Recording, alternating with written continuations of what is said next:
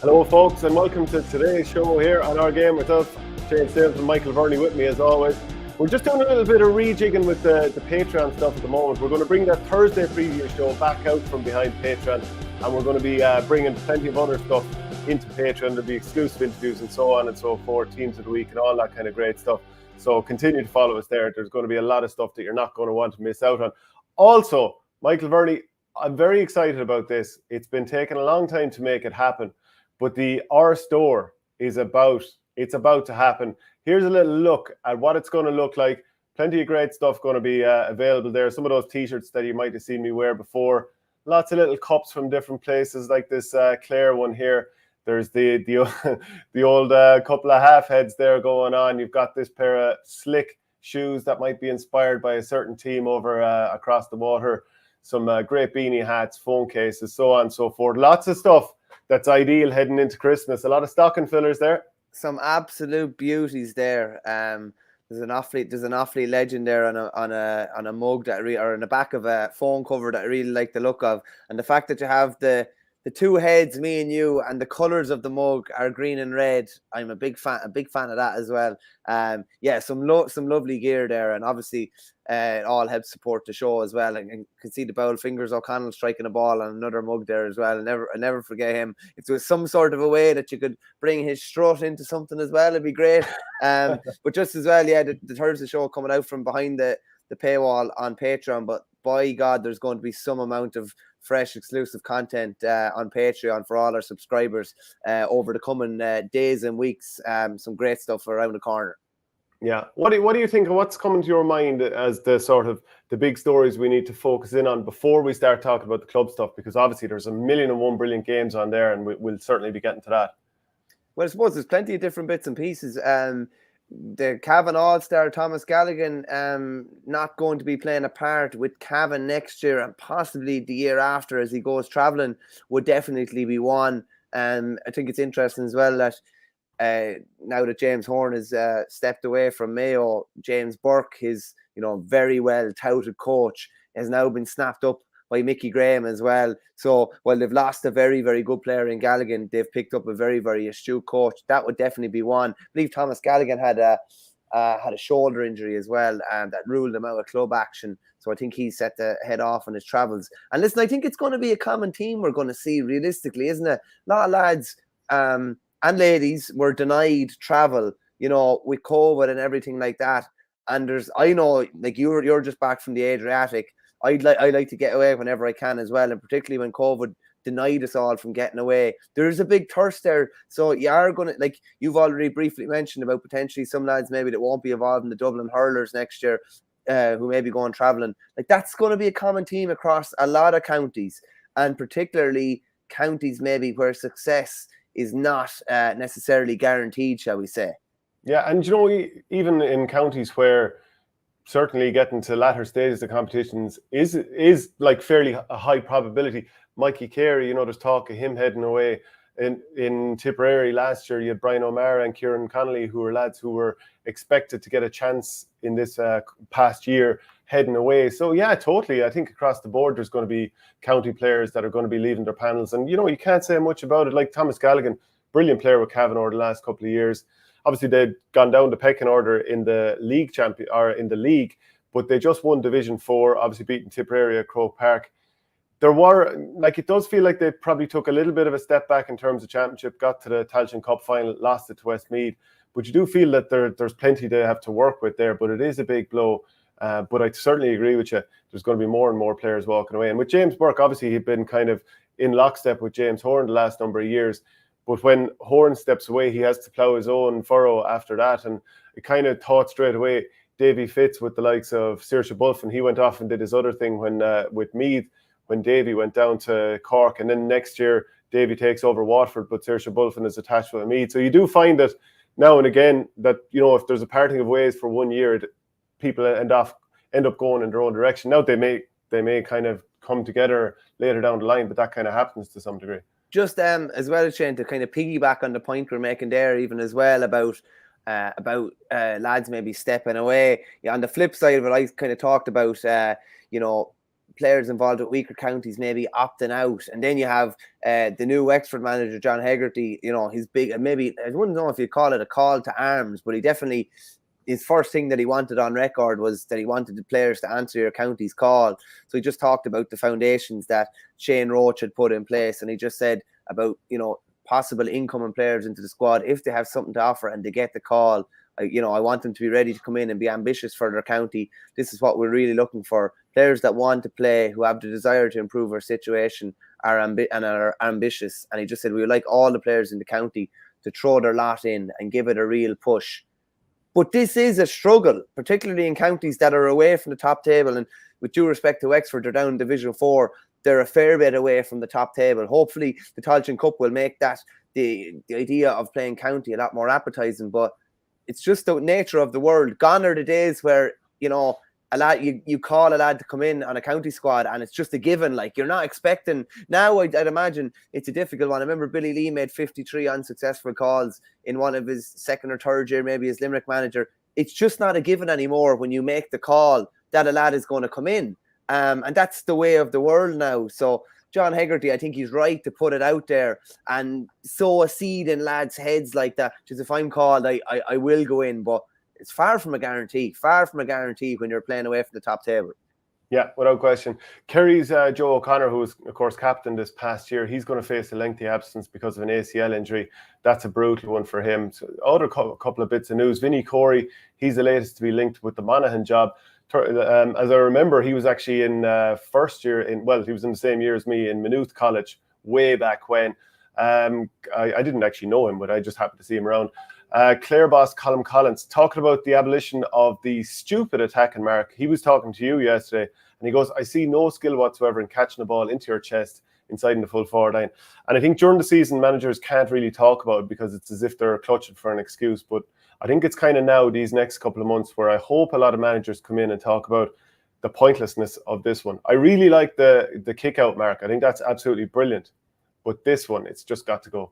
We see the thing about the kick out mark, Shane, was like you had at times there where a lad goes up and fields a ball and it's that good of a catch that he mightn't even come down his feet. He might come down on the ground. Then all of a sudden you've hands going in left and right, and all of a sudden this lad's after catching a bomb of a kick out and he's blown for over carrying or whatever. So I think that has worked really well. And I'd be honest with you, I would have been skeptical about it. And I saw it the very first time it was implemented was in the Dub Stars match, I think on New Year's Day, a good while back now. And I didn't think it was going to be that effective. But it definitely is. And that's not to say the keepers don't go short a lot. They do. But at least you have that reward if you go along now that a guy can catch it and he has time to look up and place the ball in. The attacking mark, really doesn't make sense to me. I think it's a contradiction for we want free-flowing, fast football, and I think it's a contradiction for that, to be honest with you. And I just don't think it makes sense. I'm not sure. They wanted, balls maybe to be bombed in around the square and the big full forward to come back. That's not what has happened. Now, David Clifford made a couple of great catches in the All-Ireland final. Some of them were into his chest, though. I just don't see it. I just don't see it. I just don't think it's good on the eye, and I don't think it adds anything to the game, being honest with you. Yeah, I wouldn't mind if it had to be from outside, as was originally mooted. It has to be delivered from outside the 45 and has to be claimed inside the 21. It's particularly those ones that someone could be 55 yards out, they hit a crossfield pass to somebody who's on their own 43 metres out. I find that particularly annoying. But go from 45 to 21, you might have me back on board. We have a comment in here from Flash saying, Willie Maher, a good appointment for the Laois hurlers, a good job for him too, that won't have too many eyes on him to cause outside pressure. But there'll certainly be pressure locally. People in Laois love their hurling. They'll be expected to do really, really well in the Joe McDonagh Cup. They'll be looking to do well in the league. I think it's a good appointment, and there's talk of Dan Shanahan coming in here as well. Like, Willie's obviously been around. He's been involved with Tip underage teams. He's been involved with Dublin underage. He won a couple of titles with Clough, obviously. He's involved with Bennett's Bridge. We're going to be talking about them. They have a league final this weekend after winning 5 group games from 5. And of course, Big Dan, he's been involved with Waterford senior hurlers, the Camogie team. He's obviously still he's just after stepping out of senior club hurling with Lismore. So, I think after maybe a disappointing season, this could be an opportunity now for Laois to kind of, circle the wagons and get going again. Yeah, there's definitely pressure though. I don't know if there's any inter-county job where there's no pressure on, to be honest with you. Like, the pressure would really come on Willie Matter if they don't win the Joe McDonagh. That's the nature of it. They'll be having, they were down the Joe McDonagh when Eddie Brennan took them out, and they won it the first year, and then they were, competitive at times, would say, against Waterford the year after. They obviously put up a decent display against Tip, beat Dublin in the championship in Clare as well. Yeah, but I think there's always pressure, and I know there would have been maybe question marks about the resources put into Laois hurling maybe at board level. So it's going to be interesting to see who else is with Willie and what kind of resources he has at his disposal. But he's cutting his teeth now. Obviously, he's an All-Ireland minor winning manager. He was a coach, a selector with Ken Hogan when they won the under-21 in 2010, was it? Been involved with Coola. He's obviously involved with the Bridge now, where he's living, I think. So it's probably the next logical step for him. Yeah, and involved with the Waterford seniors in Derek McGrath's first year. Yeah. Kevin McStay he did a press briefing this week. So did Stephen Rochford alongside him. But in terms of taking over the team, he goes, it half is a madness. It's half a disease. We think we can make a difference. We feel we can. That was the lure of managing Mayo. As I said, it wasn't to tick a box. It was the idea that I could bring something different that might make a difference. I don't know if it will or not. We have to wait and see. I do think it just brings such like having him there. I think he's quite different to James Horan. And obviously James Horan took the team so far, almost got there, didn't quite. But like we all kind of know Kevin McStay in a way. Like, I did a long sit-down interview with him before. He talked about how, this was about 2 or 3 years ago, he wouldn't be managing a county team again. Obviously, we all understand why he'd take over his native county. But I think because he's been on TV, radio columns for so long, we probably all feel like we know him a little bit. So when he's taken over, now we're interested to see how somebody we half know gets on when they're over the county team. Oh, 100%. And even when he was with Roscommon, they obviously won a Connacht title.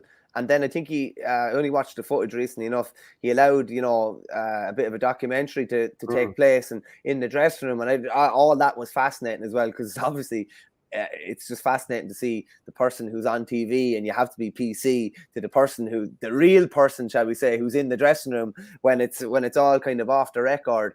But the disease he talks about, like, that's what management is to a lot of lads. Like, remember we were chatting Terry Hyland not too long ago. I think it's only this year was only his 3rd year out of the last 30 where he wasn't involved in management, and the itch was already coming back. And even we were on the panel with Liam Kearns in Pucon and Galway earlier on this year as well.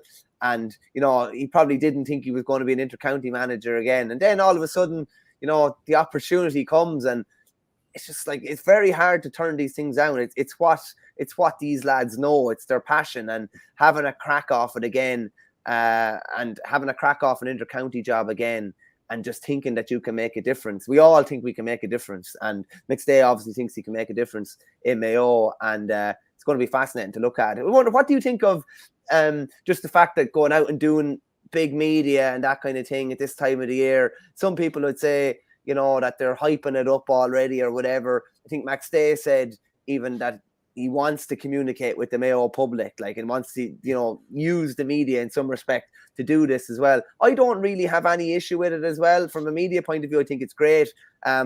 It's September now, it's 10 months away from when All-Ireland final will be played. I think it's a good idea. I think it makes sense.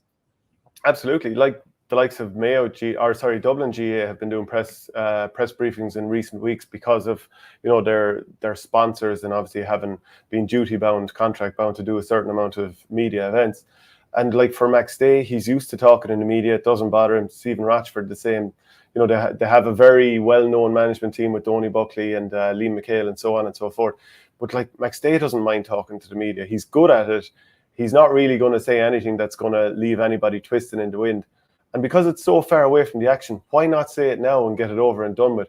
Like, you go back to a year ago when Liam Cahill decided to stay with Waterford instead of Tipperary. He spoke with WLR FM while it was still kind of the depths of winter when, you know, there was nothing really happening. It was a long time until his first match. Why not just get it done and let everything settle before your first league game, rather than first league game comes around and then every journalist in the country is showing up to find out what do you have to say about these tasty little subjects. Yeah, it's good. Just get it said and done. Give it time to digest, and then you can move on. I'll just fly down through the Mayo backroom team really quickly, actually, Shane. Obviously, manager Kevin McStay. This is some list of names now. Manager Kevin McStay, coach and assistant manager Stephen Rochford, coach and selector Donny Buckley, coach and selector with additional responsibility for club liaison Damien Mulligan. So he's obviously going to liaise with all the clubs. Coach and selector with additional responsibility for county under-20 liaison Liam McHale, head of medical Dr. Sean Moffat, assistant head of medical Dr. Lisa Cunningham, head of athletic performance Conor Finn, psychologist Niamh Fitzpatrick, who obviously helped bring Wexford to the top of the mountain in '96, the Wexford Hurlers, lead physiotherapist Garrett Coughlin, nutritionist Evan Regan, that's obviously the former Mayo footballer Evan Regan, logistics Sean Finnegan, communications Liam Horn, and there's further appointments in the areas of strength and conditioning, performance analysis, and goalkeeping coaching to be made shortly. Like, it's some body of people, isn't it? It's some body of expertise. And from a manager's point of view, it takes fair managing.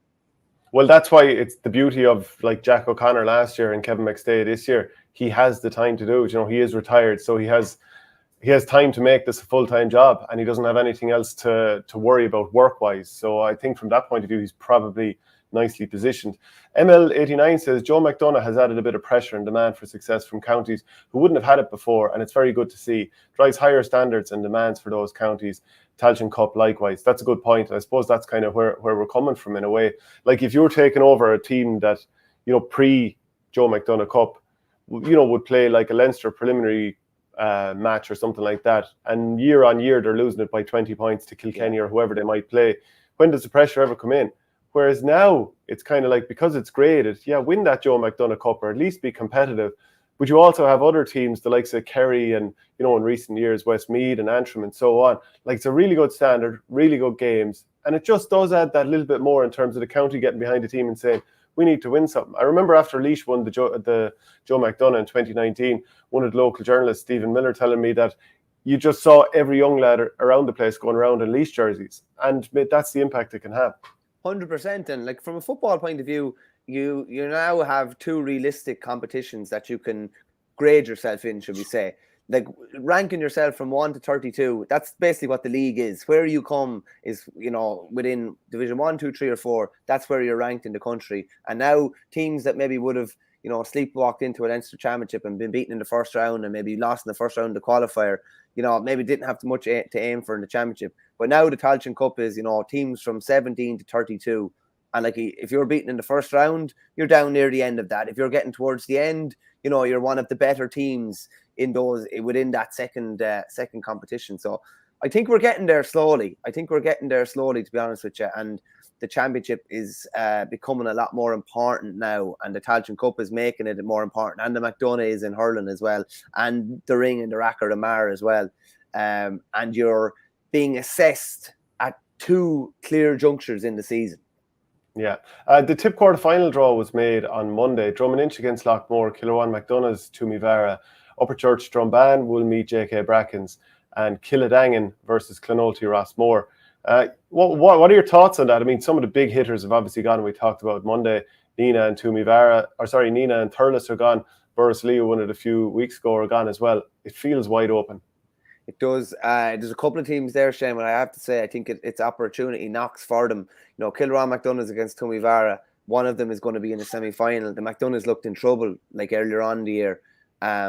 So, and they're obviously missing Craig Morgan, who's obviously a huge loss. And then opportunity, I would say, knocks for Upperchurch Drumban against JK Brackens as well. One of them is going to be in the semi-final. Depending on the way the draw goes, potentially, I'm not sure if I think they could potentially meet even in a semi-final. So there's a big opportunity there, wide open for a couple of teams. Someone just needs to step through that breach now, and you wouldn't know. You could have, like, a lot of those would be surprise winners. The four teams I just mentioned would be big surprise winners, you'd have to say. So it's definitely going to be interesting. I'll give you a little bit of a kicker on the J.K. Bracken's Upperchurch clash. They're also meeting in the football quarterfinal this weekend. Oh, lovely. Yeah, that's always good. What you want as well is a bit of a hangover. Not to encourage anyone to do anything, but you want a bit of a row or a schmozzle maybe at the end of a game, or a little bit of controversy, something like that, and then it carries over to the hurling and we get even more spice.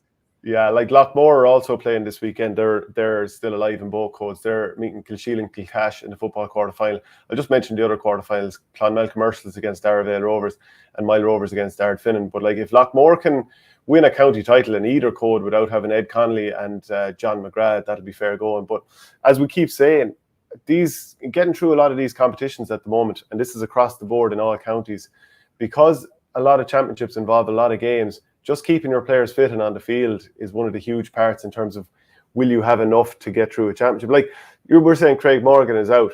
I mean, there's no guarantee that Tumivara won't be missing somebody, or Drummond Inch or whoever between now. It's not the end of the day of the world if you lose one key player, because most teams are losing one or two.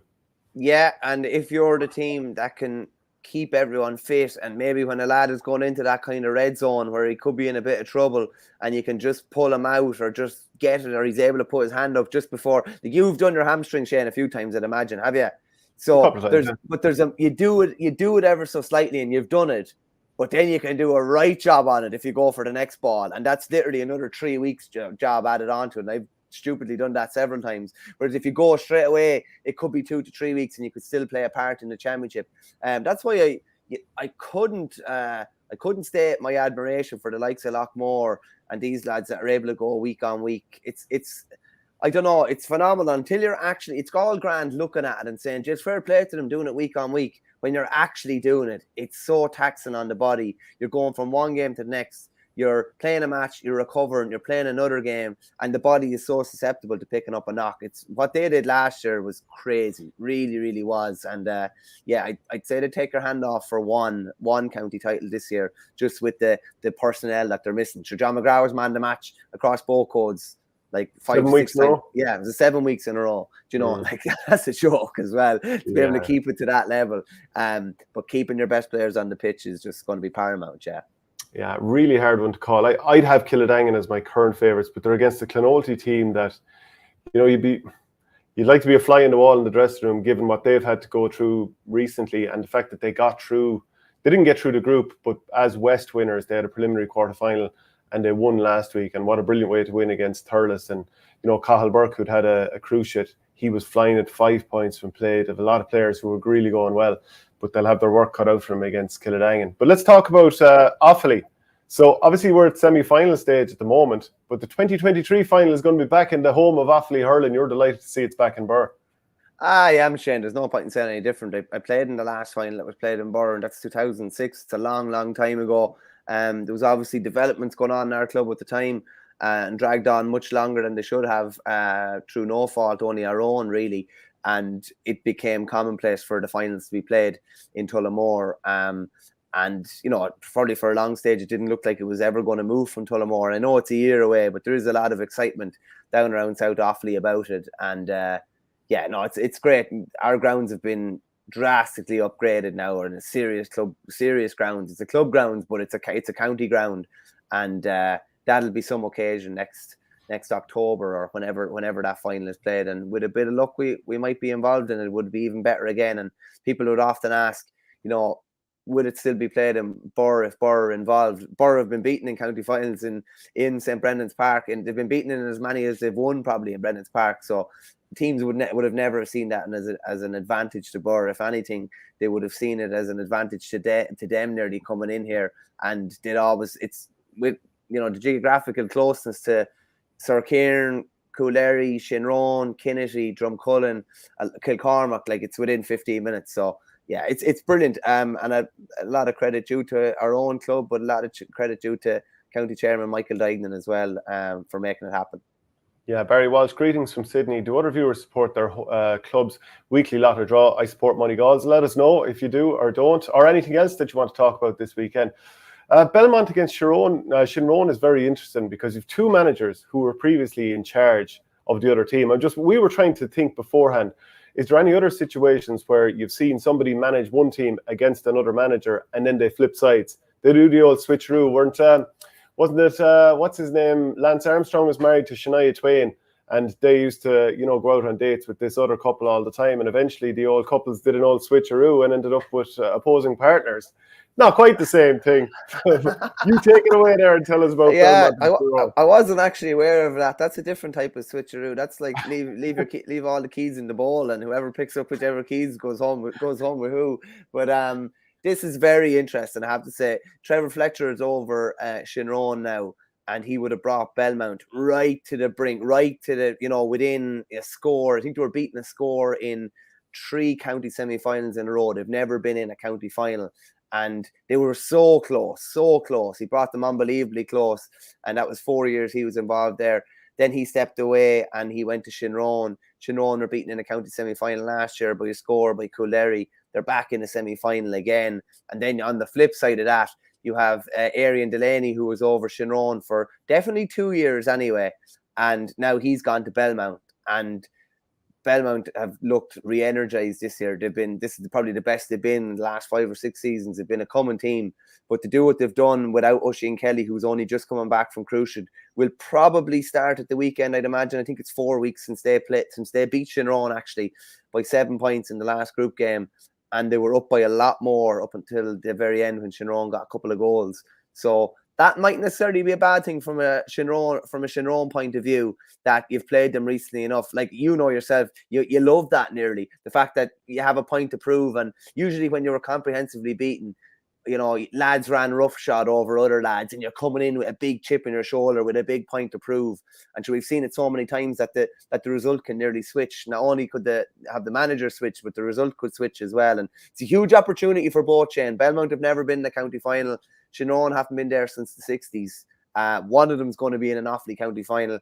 Shinrone beat Rhinus the last day. They dethroned the 4-in-a-row chasing champions. So it's a huge, huge opportunity. That's in Burr on Saturday, preceded by the intermediate final between Shamrocks and Sir Kieran. So there's going to be a bumper crowd down there. Tough game to call. I have to say, really, really tough game to call. You think with Oisin Kelly coming back, that Belmont, a team who are absolutely flying, will get even more of a bounce from that. But Shinrone have that huge result against Rhinus under their belt, and a bit of a point to prove against Belmont as well. Yeah, Gary Toohey says, we had Trevor in the Mines, that's Silver Mines, previously. Good guy and coach, has developed a lot since. It would be great to see him get over the line. So Burr against Kilcormac. Just on that, Shane, as well, Trevor's obviously from Roscrea, but he plays with Kilcormac. He plays Junior B with Kilcormac. Scored a goal in All-Ireland final? Yeah, kicked it as well, I think. Yeah, so there's the possibility, and it's happened a good few times already, that it could be a Shinrone Kilcormac final. And not only did he come up against his own team in the semi, or his former charges in the semi-final, he could also come up against his own club, or his second club, a club he played in All-Ireland final with 9 years ago in a county final. So there's a lot of narratives and a lot of plot lines going into the Offaly Championship this weekend. Yeah, Burr against Kilcormac Callaghy. Now, they won 4 county titles between 2012, 2017, and the double Ks, that is. Does anyone call them the double Ks? I used to see them referred to that a nice bit. And I have a friend from there, and he says no. So, no. You know yourself, when you're writing a story, and you just say, I'd say Shane Stapleton, and then I say, the next time I say Stapleton, and the next time I say, the 47-year-old, and then the next time, he's obviously not 47, but you're looking for a different way to say the name. Yeah. So rather than saying Kilcormac Callaghy, you say KK, then you say the double Ks. I've never heard them referred to as the double Ks. Never. Yeah. Only in print media. Yeah, I might go with special case. But since winning 4 of them up to 2017, they've lost 2 finals, 18 and 20, against a Burr side that haven't won the county title since, is it 2008? Yeah. And I'm looking at it since, 4 county final defeats since. So I'd say there's a fair hunger there in Burr. Yeah, 11, 13, 16, 19. 19 being the most recent one, and definitely the rawest one, because we had ourselves in a great position. And then they brought me on, and the whole thing fell apart. It definitely wasn't my fault anyway, but I was on the pitch. So, but yeah, we've been close, and I've said it to you before about a team getting over the line, and just every year you don't go over the line, there's more pressure. You get over the line, pressure's gone. All of a sudden, you express yourself. You have that confidence. You stick your chest out. You mightn't win the next one, but you could win one or two after that on the strength of it. This is a real tough game to call as well. We had a good win over Ballinamere in the quarterfinal, and it's funny. Belmont have 4 weeks. Kilcormac have 4 weeks by way of topping the group. So I'm not sure if it's hard to know whether it's actually an advantage. Because we probably come in having played a game 2 weeks ago. I don't know what Kilcormac did. They probably played a challenge game 2 weeks ago as well. But they beat us by a point in horrible conditions in the opening round, 17-16. And I wouldn't expect that's a one-score game again. Shane Hand is over Kilcormac, who would have done serious work with Kilcormac at underage. And Kilcormac, I'll put it on record, like Kilcormac are coming big time. They are going to be the club to stop over the next 10 to 15 years. The bulk of that Offaly minor team was Kilcormac, Screeney, James Mahan, Breckin Kavanagh, all these lads. None of these are obviously can play adult hurling now. They've won definitely the last two under 21s. They've won a handful of minors, 15s. They've been nigh on unbeatable at all underage grades, maybe apart from under 13. And they are coming big time. And they'll be looking to the likes of Killian Kiley, Cottle Kiley at the weekend. And that's going to be a very tight game, very tough to call. Yeah. Those two Kileys, long puck competitors, the puck fada competitors many times. But as well, geez, Brendan Bugler would get a fair hero's reception if he can lead Burr over the line this year. But geez, getting past Kilcormac, Clough Out. When you mention all those players coming, I'm thinking if they keep everyone's kind of, keep them all right between the years, God knows how far that team can go if they do get a county title on the board early. So they're going to backbone. They're going to backbone an Offaly senior team as well. Yeah. Hopefully, anyway, that's what I'd be hoping, because the talent is definitely there. The bulk of that underage team would have won Division 2 Fela as well, and by all accounts, we're beating a lot of the Division 1 Fela teams as well. They've put in an incredible work there. As I said, Shane Hand, who's over the seniors now, has been responsible for a lot of that. And they're definitely the coming team. That's not to say that they can't win a county title now. They definitely can. They definitely have. Conor Matton is still going with them between centre forward, full forward. Jarheedian is still going with them, and then a fair bit of sprinkling of kind of youth in there as well, along with the two Hegarty brothers, Peter and Thomas as well. So, and Damien Kilmartin will be one of the elder statesmen, and Conor Slevin as well. So they have a good mix. They have a good mix of youth and experience. Just a reminder for anyone who's interested, with the UCD coaching clinic going on tomorrow evening. That's Friday at 7:30, September 16th. We're really down to the last couple of tickets here. So if you wanted, I would suggest that you go online now. You can either scan that QR code, or you can go on my Twitter page at Shane Saint, and you'll be able to get the link there. Martin Fogarty, Kieran Carey and Matty Kenny. And we're delighted to announce that just the last couple of days, we have launched the coaching clinic for Gaelic football that'll have Davy Burke, who was over Kildare when they won the under-21 All-Ireland in 2018, under-20 All-Ireland, I should say, and has been over Wicklow since. We've Oisin McConville, obviously the Armagh legend and coach, and Colin Nally, who's been the Meath coach in recent years. That's going to be at Father Manning Gales GA Club in County Longford, Saturday, October 15th, 11 a.m., 40 quid, football workshop, whether you're for ladies football or men's football, makes no odds. Come along, and we'll have all sorts of practical on-field sessions. So that's going to be brilliant. Really looking forward to it. Now, Michael, let's move on to Kilkenny, and we'll talk about the quarterfinals in a moment, the round one games, some of which double up as relegation clashes. But first off, by dint of coming top of their divisions, in the league final, you've got Tullaroan and Bennett's Bridge, the Shield final, Clara and Dixborough. But they're kind of glorified friendlies. Like, they've come through their group stages. Really and truly, do you care that much if you win this game or not? Because all you're really doing is coming out of the game and wondering who's after getting through the other matches. Who might we potentially be facing? Yeah, kind of, Shane. Yeah, it's kind of that way. The only thing I'll say is, unlike at least like the winners of the Offaly groups going straight through to a semi-final and you're left in the cold, at least it is a game.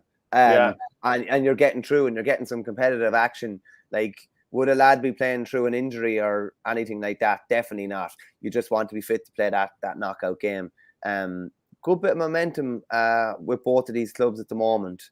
And I'd imagine if you're going down in this game, you want to go down with a good performance. You definitely don't want to be slumping to a 10-point defeat or something like that, and then be trying to turn things around unless there's mitigating circumstances and you've rested X, Y, or Z for the game. But obviously it's fascinating as well with Tommy Walsh on one bench, or he might start this weekend. He came off the bench the last day, and then you have Big Dan patrolling the sideline on the other end as well. So there's definitely no shortage of personality and passion anyway, you'd have to say, between those two teams.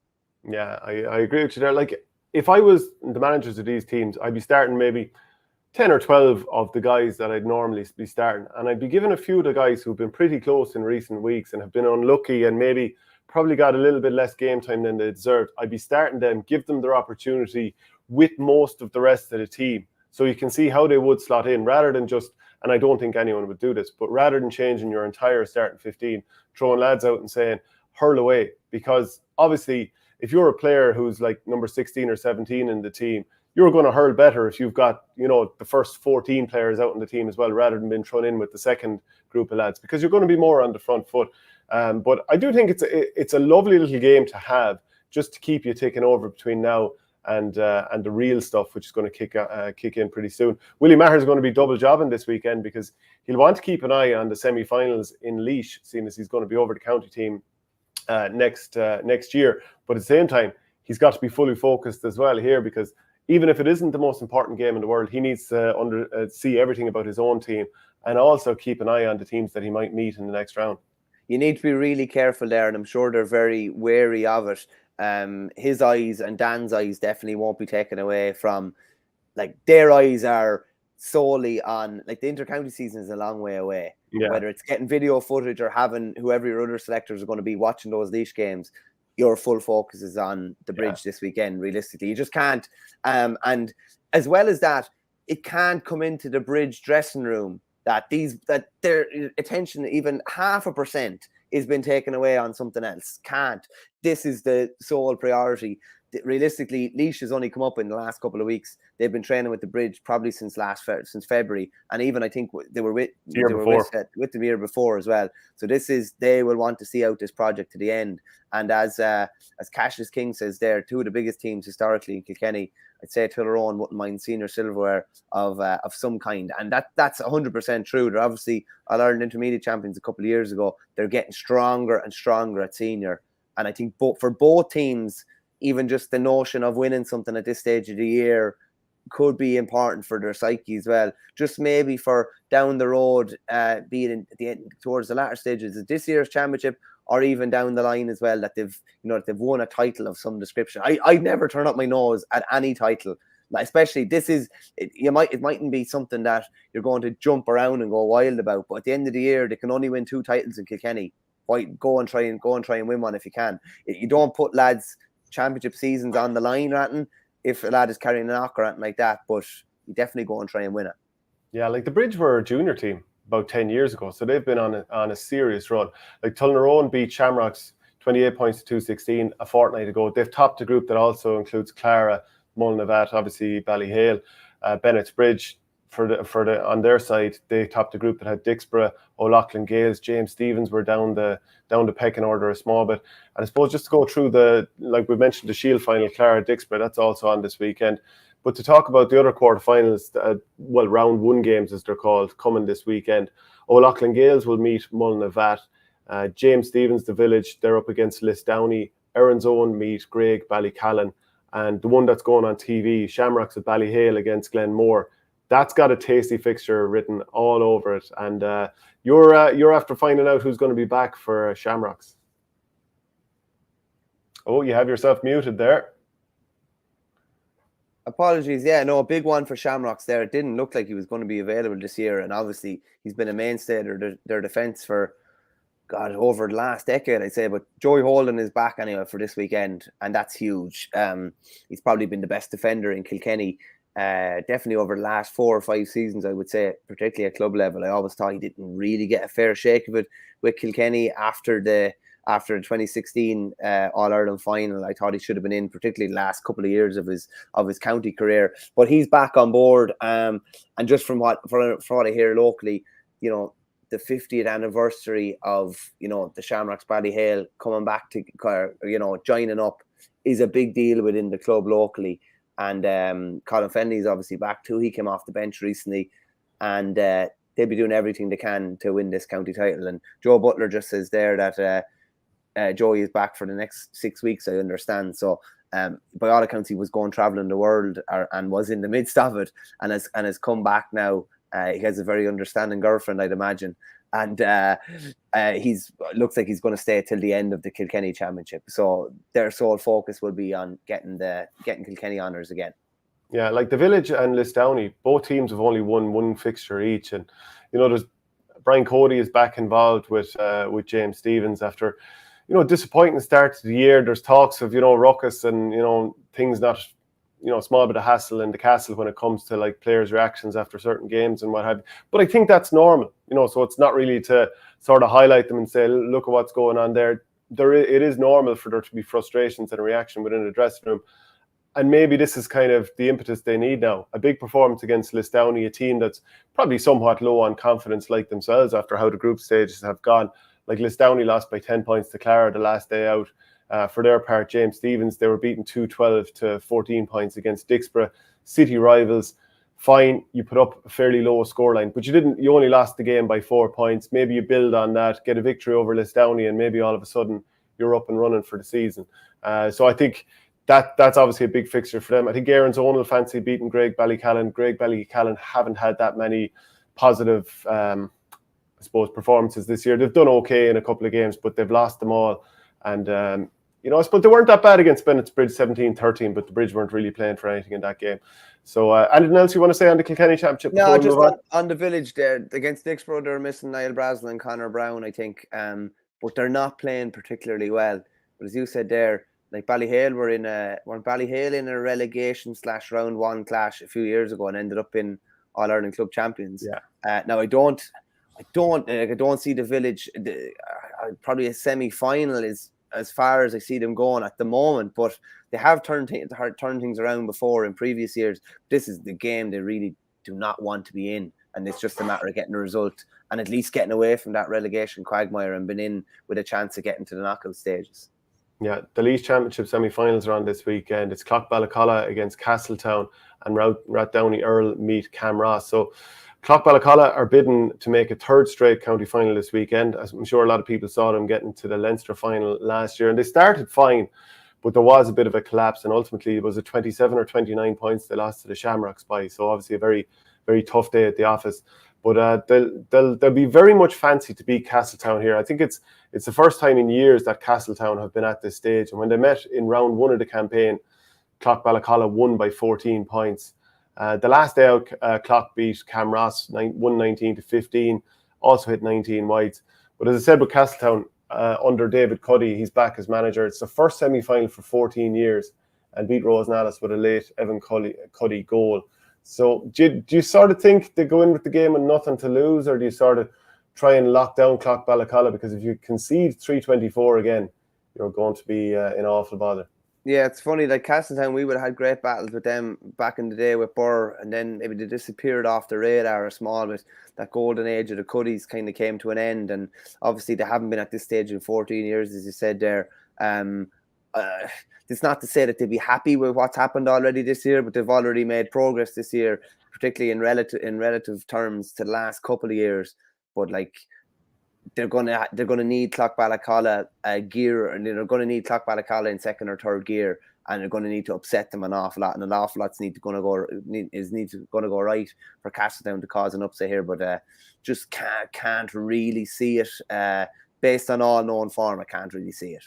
Yeah, and then on the other side of things, Rathdowney Earl will meet Camross, and last day out, Rathdowney gave a fair old beating to Burrs Kilcotton 222-12 points. So I'd be sort of feeling that Rathdowney would be getting the nod here. Yeah, I'd be along the same lines. Yeah, we've played Rathdowney up and down an awful lot. Paddy Purcell, Ross King, Mark Kavanagh is obviously a player that is hugely important to Willie Maher over the next couple of years if he can get him fit.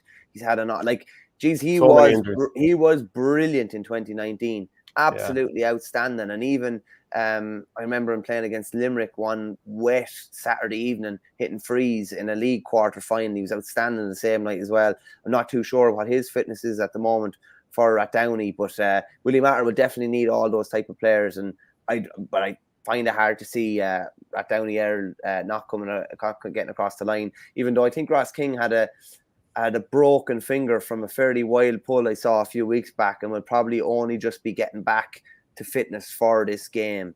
But I'd still imagine Rathdowney have a few more aces up their sleeve. Yeah, I suppose cameras aren't to be dismissed either. Certainly looking forward to hopefully a good game there. And the other thing I meant to mention with Castletown is, the key men are probably, David Cuddy or Evan Cuddy, who we already mentioned, getting that winning goal against Rosenallis. Ryan Mullaney's another guy, and Ty Cuddy as well. So the Antrim Championship quarterfinals are on this weekend. Ballycastle will meet St. John's, and O'Donovan Rossa will meet Lochgiel Shamrock. So already through are Dunloy, who are, of course, the champions, and Cushendall. They both topped their two groups. So the last day out, Ballycastle beat their local rivals, Kerry Fogs, and beat them by pretty much a cricket scoreline. I think it was something in the region of 28 points. Lochgiel, they had a nice win, and St. John's, they lost out the last day. So quarterfinals, pretty tasty. It's really starting to hot up here in Antrim. Yeah, definitely a lot of tasty games there. In fairness, you'd still be fancying a lot of the bigger hitters going into these games, but definitely a lot of tasty games, and definitely there's plenty of tasty games going on in the Limerick Championship this weekend. We talked about all the various permutations in Monday's show. Just fly through the fixtures here, and then we'll probably focus in on a couple of them. You have South Liberties against Ballybrown, Blackrock against Mungret St. Paul's, Gary Spillane against Kildimo Pallaskenry, Ahan against Napearshig, Doon against Kilmallock, and you have Adair against Patrick's Well. Probably the pick of them is probably the last two that I said. Doon against Kilmallock. Doon are obviously unbeaten so far this year, coming up against last year's county champions. And then you have Adair against Patrick's Well. Adair only have, I think, a point so far, but in this year's campaign. But if they beat the Well, they'll actually qualify for the knockout stages. And obviously you have, the Limerick captain Declan Hannon for Adair, and then you have Dermot Burns and Aaron Galan on the other side. But it's the Well were robbed last week and wouldn't be in this situation had they not conceded a last minute goal against Doon. So the nerves get it gets very, very nervous, very tense coming into this game. And Adair have shown in recent years that, if definitely for 45 or 50 minutes that they can put it up to the bigger teams, and they have done that. It's maybe seen it out to the end where they've struggled, and but I wouldn't totally rule out them pulling a bit of a rabbit out of the hat against the Well at the weekend. Yeah, if neither Ahan nor Adair get a positive result here, they'll be in a playoff then for relegation. Ahan against Napearshig, it's very hard to make a case for anyone against Napearshig with the way they're going at the moment. They're one of three teams that are confirmed going through. Pretty much everyone else can get through at this stage between the sort of Group 1 and Group 2, which are somewhat graded in Limerick. So you're talking about that game involving Doon and sorry, who did you say Doon are playing? Kilmallock. Doon against Kilmallock. But both teams are through already, so there's definitely going to be an element of shadow boxing there. And as we were saying with the Shield final in Kilkenny and the league final, maybe you'll just be putting out sort of a bit of a shadow team here, most of the team, but anyone who's got any sort of a knock, you won't be risking them. I also think Kildimo Pallaskenry against Gary Spillane is a big one. If Kildimo win that game, they'll confirm both promotion and a quarterfinal spot. So there's a huge amount on the line there because, obviously Gary Spillane would like to be in that position. Yeah, big time. There's a lot of talk about Galway now as well. There's a lot of there's kind of a correlation between Galway and Limerick in many ways, in that it's essentially a B championship that feeds into the A championship. So Kildimo Pallaskenry looking like they're going to get promoted to Senior A and earn a quarter final, while it's similar in Galway. Portumna are flying it, Mike Cullen are flying it in the B, and that's an avenue into the A.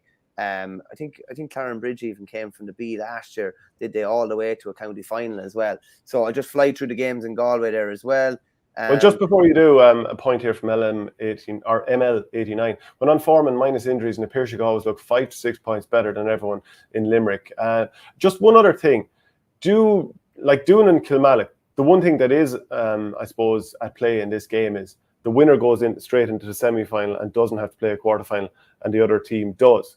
So again, it's a bit like what you were talking about with Offaly and I suppose Laois and other championships as well. Are you benefiting by not having a quarterfinal or by going directly into a semi?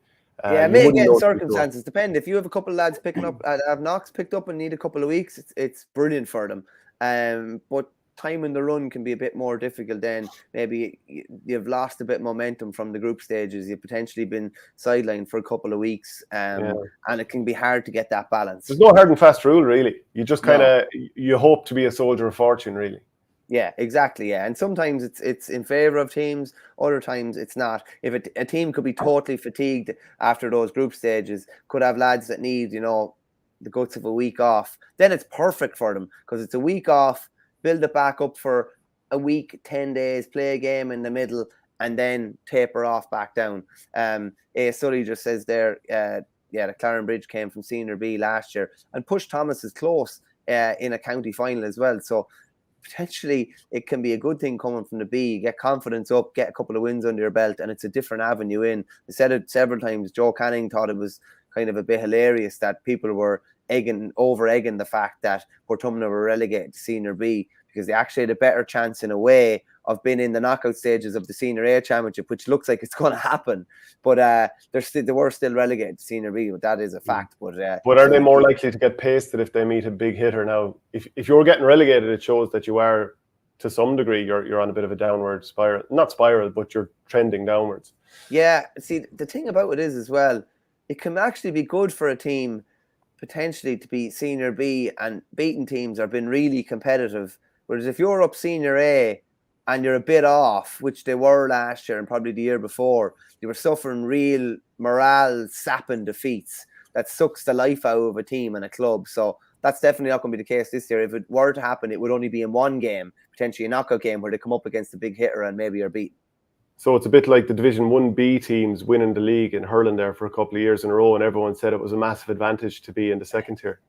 Yeah, it depends what kind of a stage you were at. Like Limerick were saying that the biggest problem they had, one of the biggest problems they had with Limerick hurling for 5 to 6 years was that they couldn't get out of 1B and it was stunting their development. Then all of a sudden Galway win the league from 1B, didn't they, in 17? Then all of a sudden it's all whatever narrative, depends how you go in championship. Them winning the league from 1B and then winning the All-Ireland from 1B was like the best thing ever because they got a chance to develop players and get confidence up. It's all so results dependent, isn't it? Yeah. So the round 4 in Galway, there's not that much, at stake, to be honest. There obviously isn't a couple of games, but Thomas's Turlockmore, Loughrea, Capitagal, Kilkenny meet Gort, Claren Bridge, Castlegar, Killimer Daly against Sarsfields, and Crockwell against Tommy Larkins. So Thomas's and Turlock, that's a repeat of the 2020 final, but both are as good as true. I suppose one of the things from talking to David Connors at the Tuam Hurl is whether Thomas's will go full strength. Fintan Burkett came off with a shoulder injury the last day, but like the upside is in terms of trying to preserve a 22-game unbeaten run, that does take on a small bit of importance for Thomas's, because a bit like Ballygunner, you want to build that aura, don't you, and almost psychologically be a couple of points ahead of teams, forever, for as long as you can. I mean, I'm sure you had that with Burr, definitely with Clough for a couple of years. I felt that was somewhat the way. Worth a couple of points there, yeah, before you even go out. That's just the fact of it. It's like the Limerick hurlers at the moment. They are barring against the really, really, really top 2 or 3 teams. Other teams are looking at them and thinking, like, what are we going to do against these lads? And they have this aura about them. How do you stop them? So definitely, I think maintaining that unbeaten streak and maintaining that aura, maintaining that fear factor is a massive thing for Thomas's. And listen, I think they've shown really good reserves in recent years at Galway level in particular to eke out games maybe that they wouldn't have eked out before. And I'd imagine there's a bit of a chip on their shoulder over that All-Ireland Club semi-final last year when they didn't, I don't know if they dominated Ballyhale, but they were the better team and they ended up losing the game. So yeah. I'd imagine getting back to that stage. And again, as I said, they don't have a treacherous, provincial campaign to go through. Winning Galway guarantees them a place in the last 4. So I'm sure they'll be mad keen to get back into that position again. I know Tommy Fitz from Laois is still involved with them again. I think Kenneth Burke is the manager again, and they'll be keen to keep the train on tracks, definitely. Yeah, and after this weekend, there's every chance that everything will be done and dusted with a round to spare. But in Senior B, Athenry and Oranmore, that'll be a tasty one. Winner has a good chance of promotion, and defeat might end the loser's season. So other than that, there's not crazy amount of stuff going on of huge importance in Galway. ML89 says Portumna are a very different team to one relegated from Senior B 2 years ago. They got to the knockout last year and only lost preliminary quarter-final by a point as well. Nice few young lads. And A. Sully 180 says Portumna have had Joe exclusively this year for the first time since the mid-2000s. Makes a fair difference. And finally, Declan O'Keefe says quarterfinals are very dangerous for the top-tier teams in Limerick Championship. Second-tier Adair and South Liberties had momentum and nearly beat the top tiers, Patrickswell and Kilmallock last year. Yeah, very interesting points. And keep those comments coming in. We love to hear from you all. The Westmeath Senior Hurling Championship quarterfinal this weekend. Castletown Gagan meet Raharney. So it's a rerun of last year's final. Raharney won by 21 points to 18 on that occasion. They met again during the championship campaign this year when Raharney won by 221 to 121. So the winner will book their place in the final against Clonkill. So that's a tasty enough one. And as they've shown in those last couple of fixtures, with just 3 points between them, there's very little in them. No, definitely not. There's a couple of teams there in Westmeath. Like Clonkill have obviously probably been the pace setters there for a while. Castletown Gagan as well. Very little between them. We've played them up and down, and even they've performed very creditably in Leinster anytime they've been in there. I remember Clonkill ran Ballyboden very close, went to extra time 1 year up in Parnell Park as well. And you have all these guys now that have, the county players within their clubs have played a year in the Leinster Championship and performed, pretty creditably. Obviously got the draw against Wexford, put up to Kilkenny for stages.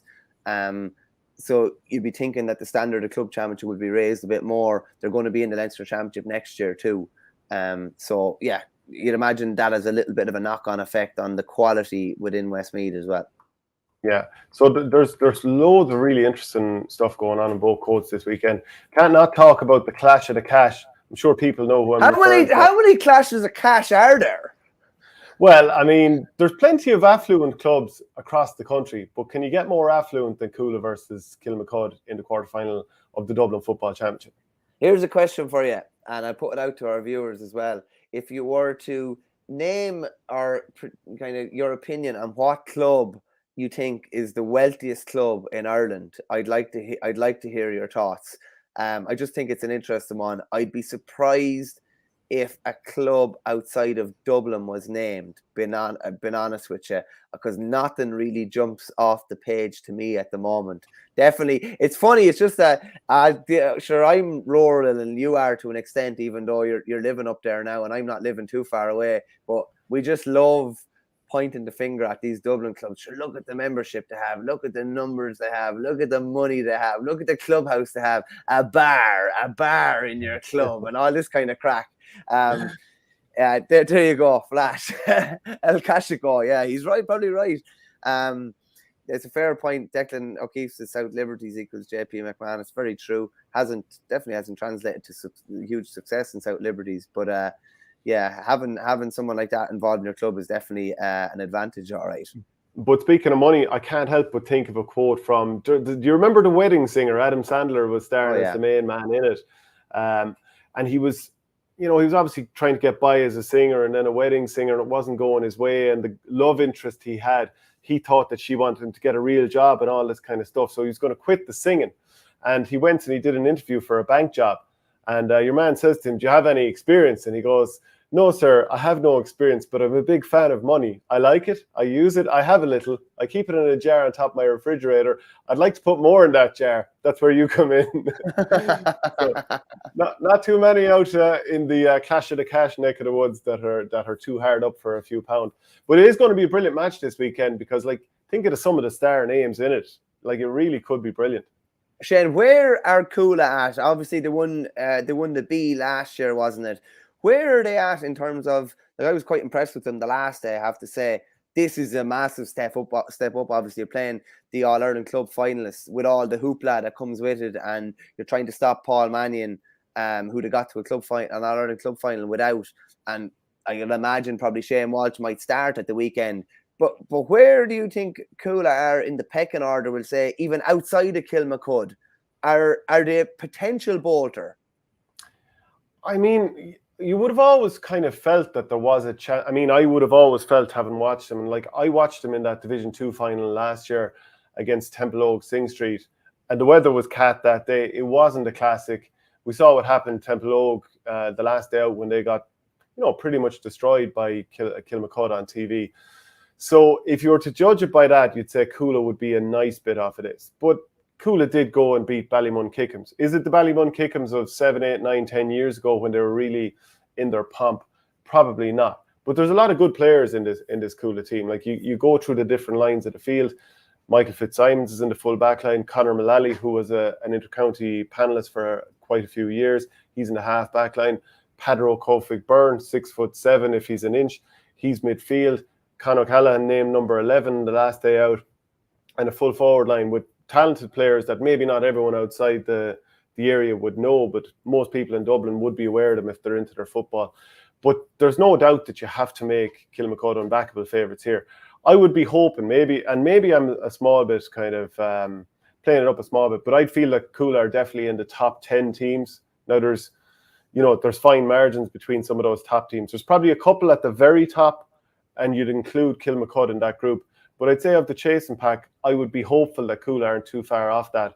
But like, it's really hard to make a case for anybody in Dublin beating Kilmacud the way they're going at the moment. Like, to put up 325 the last day, like that's a hurling scoreline. Football teams don't really put up 325 in 60 minutes. No, not usually. They're obviously held somewhat before that. Was it against Ballantyre when it was 12-8 in the round before that? So, like, did they have Mannion or Shane Walsh that day? No, well, that's true. Yeah, it's going to have to be a dogged enough affair, I'd imagine, if Coola are going to get a result.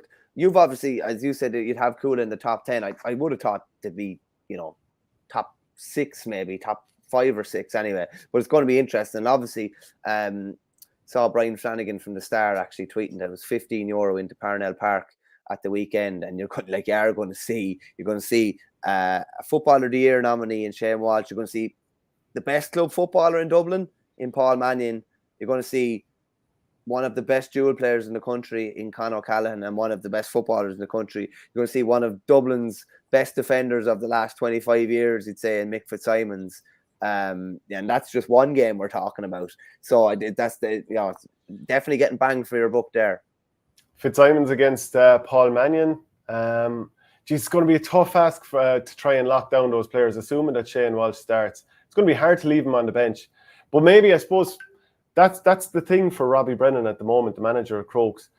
You don't want to upset some of the local lads who've obviously, been pushing the team really hard. He's got Shane Cunningham, Shane Horan, who's obviously been an Offaly panellist. He's got Darren Mullen. He's got Tom Fox, who's really come out of, the woodwork in the last couple of years to establish himself very, very quickly. Callum Pearson, Hugh Kenny, and there's other players there as well.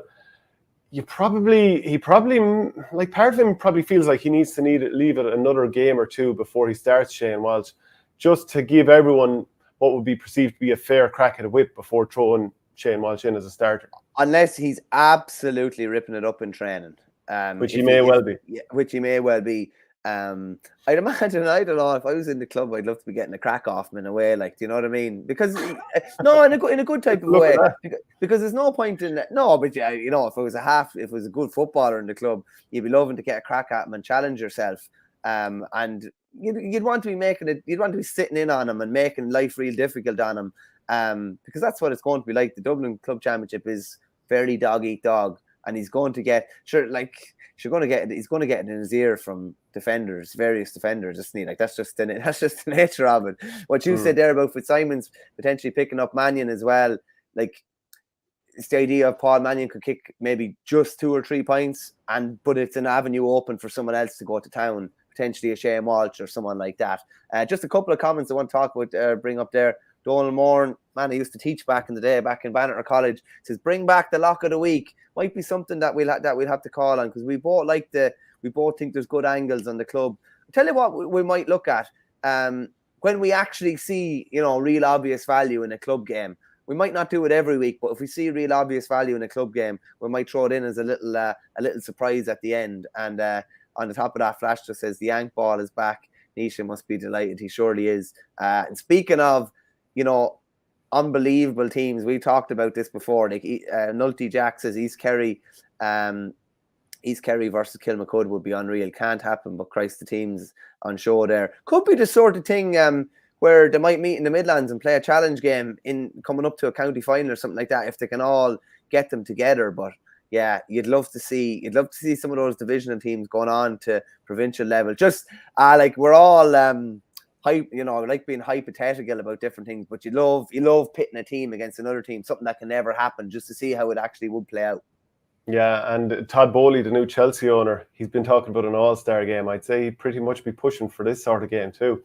But I tell you, that's a funny one, Shane, because I saw a comment on that, and I was kind of thinking, like, sure, that Community Shield is an absolute waste of time. Yeah, you know, would they not be better off potentially playing an all-star game? And I think it's funny with the NBA that between like the regular season and the playoffs, that they all go and play this all-star game and go kind of hard enough at each other. Yeah, but you'd only really want to see it if they were going all blood, sweat and tears for it. You know these teams aren't. I mean, give me the Railway Cup, bring that back and have teams going blood, sweat and tears. Have that the week before Christmas and, you know, have a big prize for the winners, whether it's a holiday or something like that. I'd absolutely love that. Come here, we have to talk about this. We didn't talk about it a little bit earlier, but there's been a couple of people have messaged me about this, and it's in terms of the Limerick GAA launching a new special training jersey to support the holiday fund for their hurling heroes. I suppose part of the story is that it's going to be 150 quid for this new training jersey, and included in that is the training jersey with the names of all the subscribers, together with the Limerick GAA logo beanie hat and a personal letter from Limerick hurling manager John Kiley and captain Declan Hannon. So it'll be on sale pretty soon, and the closing date is October the 14th. But it's like some people definitely have their noses out of joint a little bit, because they're like, oh, look, you have JP McManus supporting Limerick GAA. You know, they don't want for anything, and now they're asking supporters who've supported them all year to dip into their pocket and give 150 quid so they can go off and enjoy a holiday. But I'm kind of torn on it, because, you know, these players give so much, they kind of deserve it. But at the same time, you couldn't blame a supporter who feels like, I can't go digging into my pocket again. Yeah, I'd be kind of the same as you. Like, not being smart, like it's not how agreed. Like, they wouldn't be going looking for it if they didn't need it for something. And there's obviously a cap on, you know, the finances that are coming from JP McManus, I'd imagine. Like, so they're probably doing something themselves. I think it's an innovative enough idea. There's obviously a closing day on it, so because like you could pay your 150 and get Shane Stapleton on it if you wanted. I could do the same. And I think you get a letter from John Kiley or a letter from Declan Hannon, but just that the figure involved is Irish enough, isn't it? It's a saucy enough figure. It is, yeah. So let us know what you think, and if you've seen anything else to rival that over the years. Now we'll talk about the Kerry Championship this weekend. David Clifford didn't play for East Kerry last weekend, but it didn't stop them battering Kerins O'Reilly.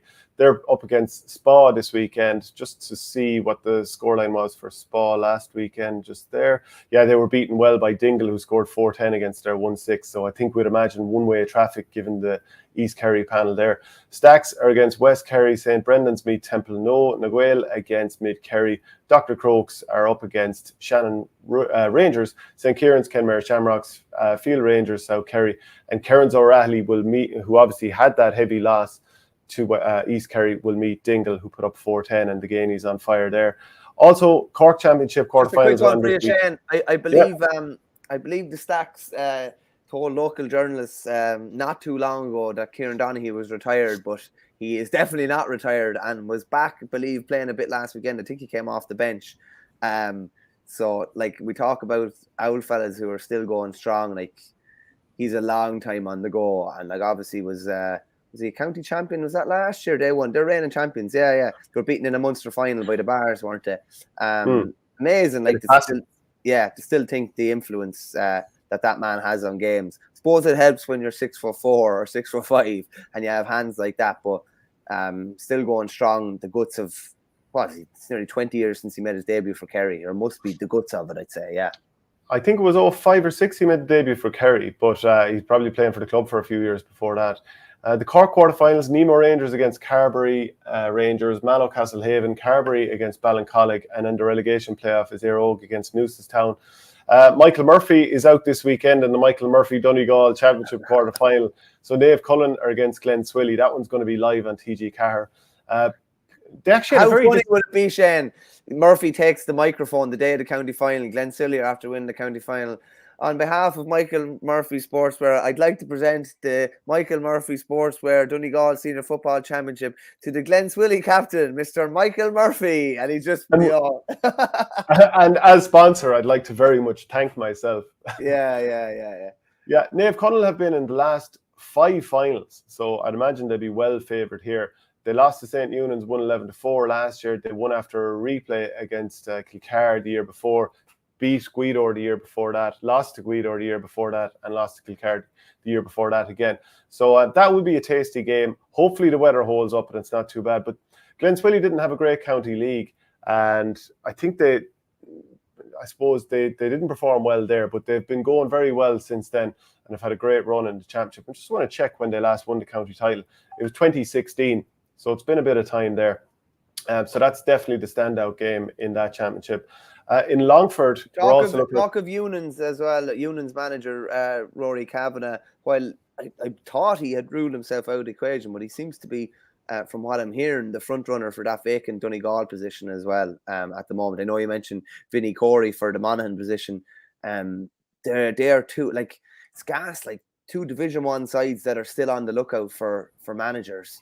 You'd say something if it was a Division 4 or Division 3 side, but 2 big jobs. And I know Jason Sherlock was talking earlier in the week about being involved or been in the mix for that Monaghan job earlier on this year. But they are 2 big positions that need to be filled and need to be filled correctly also. Yeah, and his St. Eunan's are against Michael's, Ballyshannon against Guido, and Killybegs will meet Kilcar. The Longford quarterfinals are on this weekend. The fixtures are Columkill against Mostrom, Mullinachta meet Abbey Lara, Longford Slashers meet Rathcline, and Kilo will meet Dramard. So Columkill are Division 1 winners. They'll be fancy to come through here, but the Edwardstown side upset the same team last year in the semi-final and probably quietly confident again.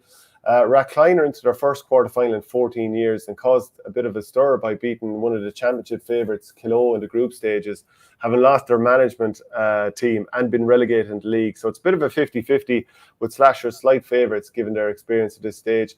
Mullinachta are the championship favourites. They're expected to come through against Abbey Lara. Haven't been quite the devastating selves so far this year, but still winning matches. Despite one blip against Mostrom, who they drew, should have probably too much here. And then Kilo against Dramard is probably the match of the weekend. Kilo not as strong as previous years, having lost twice and drawn once in the group.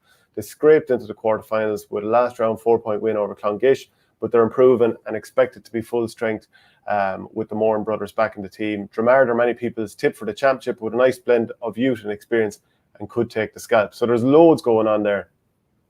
Yeah, without a doubt. I was at the county final last year. Mullinachta beat Mostrom, and they were obviously, they were left absolutely shell-shocked when Blessington beat them.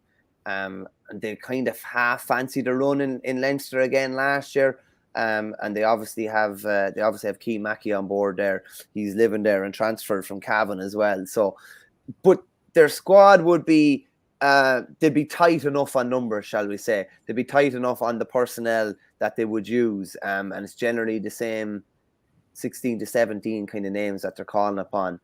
So they definitely will be seen as favourites, but there's definitely an opportunity for some team to kind of maybe have a good crack off them there. It's maybe a bit more open than it looks. Mullinachta will definitely be the team that we would all see, but there's still chances for others there to make a mark. Yeah, get your comments in and let us know if you have any thoughts on the matches. What is the match of the weekend? And if you don't already subscribe to the channel, please do. It just takes a second to subscribe there. Hit that button in the bottom right-hand corner if you're on YouTube. It obviously all adds to build the channel. And just a reminder that we've got that UCD coaching clinic coming up Friday evening, 7:30 at UCD. Very few tickets left if you want to go and see Martin Fogarty, Kieran Carey and Matty Kenny give out coaching clinics. It's all practical on-field stuff and it's going to be brilliant. We also have one coming up in Longford at Father Manning Gales. That's Saturday morning, October the 15th. Davy Burke, Oisin McConville and Colm Nally giving out their expertise. Again, we're going to have players on the pitch as they run through the drills, so it's going to be brilliant stuff. Is there any other final? There's a million and one fixtures we could read out here, but is there anything else that's sticking out for you or any lock of the week, seeing as it was mentioned? Oh, lock of the week. I didn't have a great look at the prices here, so I can't. I'm all about the value. My punting hero, Barney Curley, always said it's all about the value, and I didn't have a look at prices or anything like that. The only price we talked about this week was the price of Limerick jersey. So I won't. I'll save the lock for next week. I'll have a right good look next week, and if we see some value, we might throw it in. Yeah. Okay. Well, look, I think that's where we're going to leave it for this week's show. So many other fixtures that we probably wanted to touch on, but we'll just leave it there. Brilliant to have you again, Michael, and everyone out there. Continue to support the show, and we'll be seeing you all again very soon. Cheers, Shadow.